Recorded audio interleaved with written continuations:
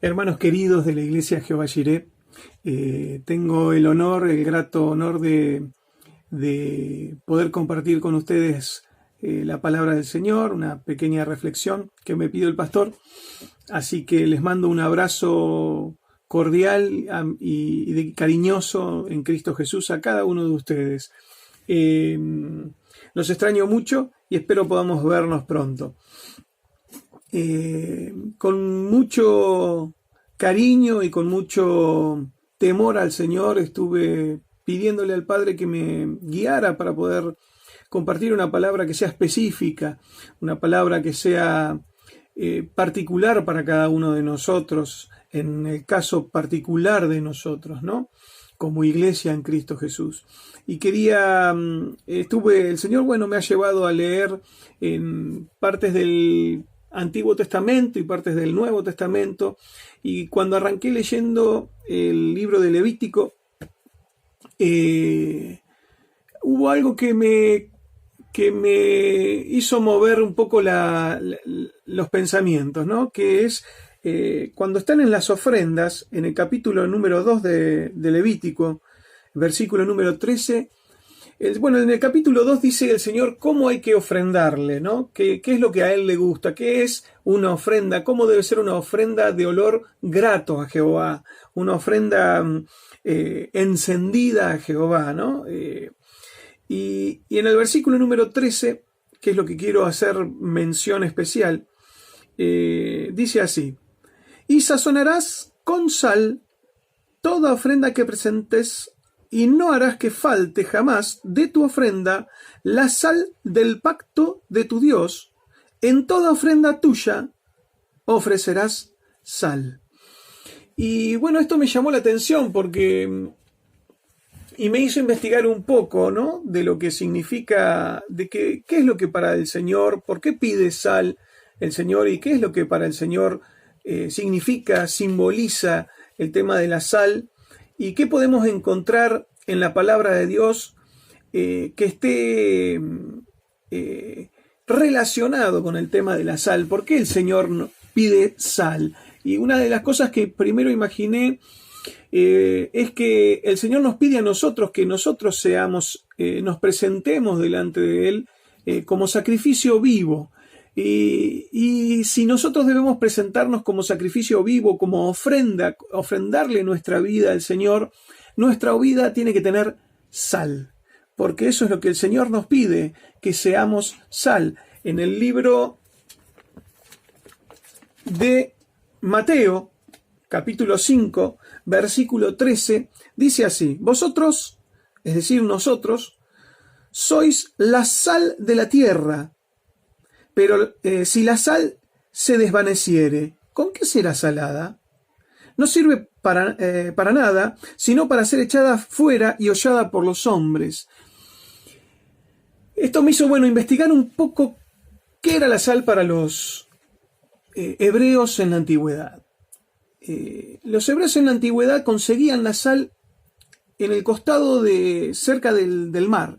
¿Qué hacían? Un pozo en la arena, lo llenaban con agua de mar, y una vez que se llenaba con agua de mar, lo dejaban que pasara el tiempo, el sol evaporaba el agua, y en el pozo, en las paredes del pozo y abajo, ya sin agua de mar, quedaba una fina capa de sal, que eso es lo que ellos después sacaban y con lo que sazonaban. ¿Para qué la usaban? ¿No? La sal la usaban principalmente como un conservante, es decir, para conservar la carne, como un condimento también la usaban la sal, y también la usaban con un aspecto medicinal, porque les servía para desinfectar heridas, ¿no? Y estas propiedades que tiene la sal tienen mucho que ver, y de cómo se consigue, tienen mucho que ver con diferentes pasajes de la palabra de Dios, ¿no? Nosotros podemos hacer un simbolismo, un paralelismo entre cómo se consigue la sal y cómo debe el Señor conseguir la sal de parte nuestra. ¿Cómo hace el Señor para que nosotros seamos sal?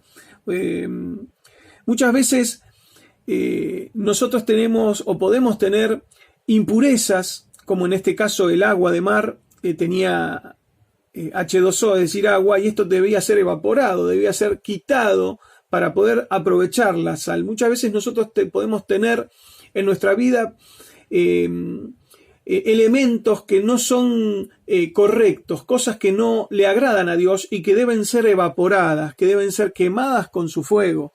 En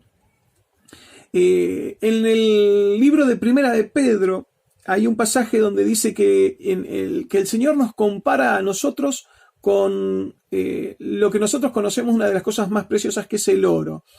Y dice la palabra de Dios que muchas veces, si es necesario, debemos ser afligidos en diversas pruebas, para que, sometida a prueba nuestra fe, la cual es mucho más preciosa que el oro, el cual, aunque perecedero, se prueba con fuego, y ahora habla de la fe, sea hallada en alabanza cuando sea manifestado Jesucristo. Es decir, para pasarlo un poco en limpio,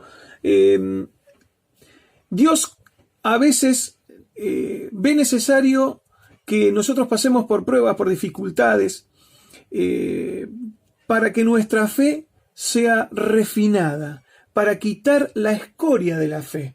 Es decir, volviendo al pasaje o volviendo al tema del que estábamos hablando, del agua de mar, esos elementos que que al Señor no le sirven, porque ¿qué pasa? Si la sal tuviera agua de mar, no serviría para preservar, porque le estaría brindando, le estaría aportando a los alimentos agua. Entonces el agua es producto de descomposición, y justamente lo que hace la sal pura es quitarle el agua a esos alimentos para que los alimentos puedan ser preservados, ¿no? Entonces es de vital importancia que la sal de mar no tenga agua de mar. Entonces, bueno, esta es una comparación que nosotros podemos tener con nuestro Señor Jesús, que muchas veces nos hace pasar por diferentes procesos para que seamos útiles para la obra, para que podamos servirlo correctamente. También podemos ver que la sal era utilizada en la antigüedad por los hebreos cuando hacían un contrato o un pacto. Cada judío tenía en su bolsa sal. ¿Y qué hacían? Tomaban un puñado de la sal de su bolsa y la ponían en el saco de la otra persona. Esto simbolizaba que era un pacto eterno. En lugar de ser una firma, tenían este simbolismo que significaba que ya era irrecuperable, que era para siempre, que era perpetuo el pacto. Es decir, ¿por qué? Porque la sal que pusieron en el costal o en el saco de la otra persona no la iban a poder agarrar y recuperar, ya estaban mezcladas la sal. Bueno, esto es lo mismo, simboliza lo mismo, de que el pacto de Dios es un pacto eterno, es un pacto para siempre con nosotros, de que si nosotros creemos en el Señor Jesucristo y lo tomamos para nuestra vida como Salvador y como Señor, el Señor va a cumplir en él, en cada uno de nosotros, su palabra. Por eso es que no debemos vivir un evangelio diluido, un evangelio que tenga impurezas, sino que debemos vivir un evangelio santo para el Señor y tener al Señor de esa manera como nuestro Salvador, pero también como el Señor, el que gobierna. Y esto es el significado del evangelio. ¿Evangelio qué significa? Buena nueva. ¿Y buena nueva qué significa? Buena nueva noticia. ¿Y cuál es la noticia? ¿No? Porque si nosotros vengo a compartir con ustedes el evangelio, ¿cuál es el evangelio? O sea, ¿cuál es la buena noticia? De que Dios se acercó a nosotros a través de la persona de su Hijo Jesucristo y dio a su Hijo Jesucristo para que nosotros, si creemos en Él y si aceptamos a Jesucristo como Señor, es decir, ¿qué es esto de que aceptemos al Señor Jesús como Señor? De que Él sea el que gobierne nuestra vida. De esa manera nosotros podemos entrar al reino de Dios. ¿Y qué es esto del reino de Dios? Porque esto es lo que predicó el Señor Jesús siempre.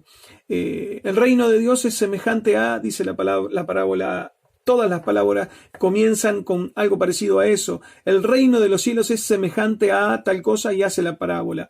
Entonces, ¿qué es esto del reino de los cielos? ¿Por qué el Señor predicó el reino de los cielos cuando Jesús muere, resucita al tercer día y estuvo otra vez 40 días con los discípulos, y esos 40 días, además de los 3 años anteriores que estuvo con ellos todos los días, Jesús les dijo a sus discípulos y les predicó del reino de Dios, siguió hablando del reino de Dios. Cuando el apóstol Pablo estuvo en diferentes lugares generando, formando las iglesias, les predicaba del reino de Dios. ¿Y qué es esto de predicar el reino de Dios?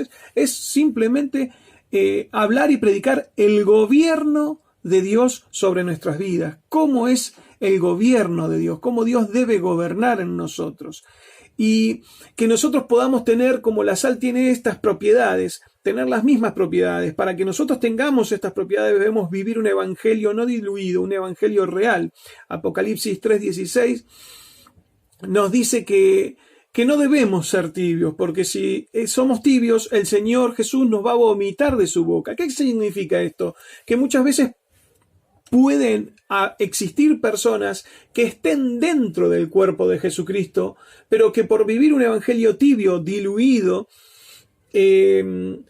no llegue el momento, el punto en el que el Señor les diga: miren, los saco de adentro de mi cuerpo, porque los vomita, o sea que estuvieron adentro y después lamentablemente salieron porque Jesús mismo los sacó. Entonces, que no nos pase a nosotros esto, que podamos ser personas no tibias ni frías, sino calientes, que podamos ser personas de pacto, de sal con Jehová y con nuestro Dios, y que podamos tener estas propiedades, las propiedades de la sal principales que tiene la sal, de preservar, la propiedad de sanar como tiene la sal, de desinfectar como tiene la sal,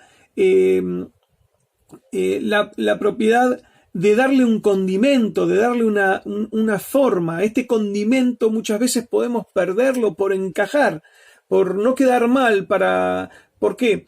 En diferentes ámbitos no nos puede pasar esto, tanto en los ámbitos seculares, en la escuela, en el trabajo, en el barrio, como también en el ámbito cristiano. Muchas veces, por no desencajar con algo, permitimos cosas que a Dios no le agradan, o podemos también participar de cosas que a Dios no le agradan. Que nosotros podamos quitar toda esa escoria de nuestra vida, que podamos nosotros quitar estas propiedades que no tiene la sal, que necesita la sal para ser sal, y que podamos de esa manera no ser desechados por Dios, no ser sacados del cuerpo de Cristo, y como dice Mateo 5:13, que nosotros somos la sal, y que si nosotros perdemos estas propiedades, no servimos para nada, no servimos para otra cosa, sino para ser echados fuera, como dice el Señor, y ser hollado por los hombres. ¿Qué significa ser hollado? Es cuando una persona pisa con fuerza y lo vuelve a pisar y lo vuelve a pisar repetidamente hasta hundirlo en el suelo, y así de esa manera queda como destruido. O sea, que nosotros no seamos destruidos por el enemigo, que nosotros no permitamos que el enemigo nos quite aquello que nos da la propiedad de preservar, que nos da la propiedad de darle el condimento que Dios quiere que tenga esta tierra. ¿Y qué sabemos nosotros? Esto también me he preguntado.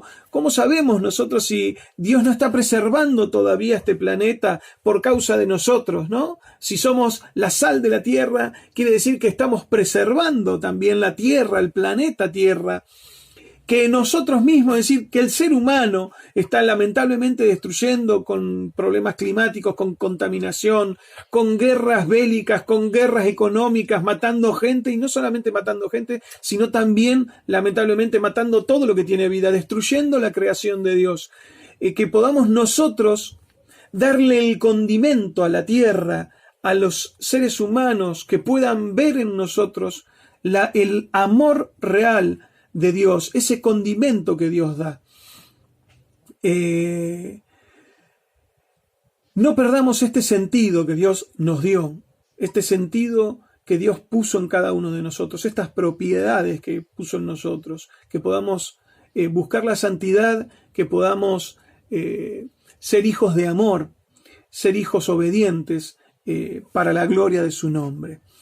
Bueno, esta era simplemente la reflexión que quería compartir con ustedes, y los bendigo en el nombre de Jesús, y los extraño mucho, y espero que nos podamos ver pronto.